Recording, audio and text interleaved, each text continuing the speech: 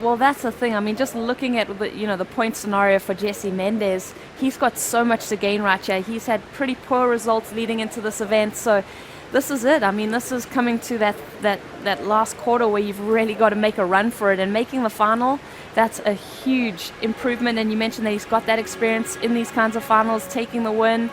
I don't know, man. It's just so tough to call. This was his quarterfinal, and he had to kind of come from behind in this one, and he pulled it out at the very end of the heat. I mean, this was a tight one against Joan Deroux. Joan Deroux had the 8-point ride, and this was a single move, mid-range 6, that actually ends up going into his score line.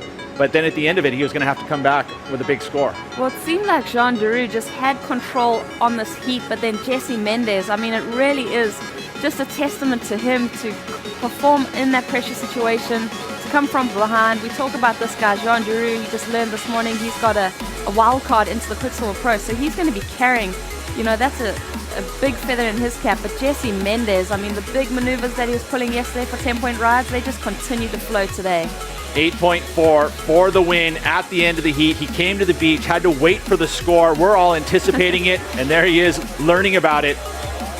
Dodging a bullet, getting it, pulling it out at the very end of a heat. How good does that feel? Well, he had the bullet in the chamber ready to go. So that for Jesse Mendes, we mentioned that high pressure situation. It's just about getting that opportunity to let fire, and he did. So, even though he's making it through the heats in that last quarter, it just shows that mental capacity to hold on even when it's the pressure's mounting. And you look at his semifinal, Jesse Mendes against Bino Lopez, and this one is a little closer.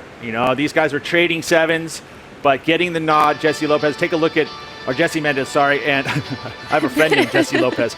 And, again, this was a much closer heat, Rosie.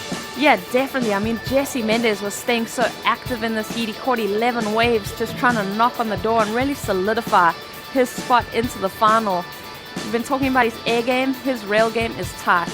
And it's quick, it's fast. He was utilizing the rights here. The tide's starting to fill in slightly, so those rights kind of into play. So challenging to watch how this lineup changes through just an hour's worth of time.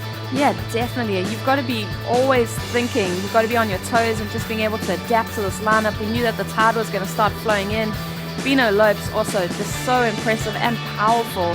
He's got that kind of lankier body, but he really just holds that line on these waves so well. So Bino, he's looking good for a spot to qualify with this result too. Well, he moved up to 7th position this morning. And then, of course, now he's got some guys who are behind him in the rankings that are doing better, so they may slide down a slot. But he was always there as he looks in going, hey, I want an interference here. Doesn't happen for him, and it stays. Jesse Mendes takes the win and moves into the finals. So congratulations to him. That's the road for Jesse Mendes.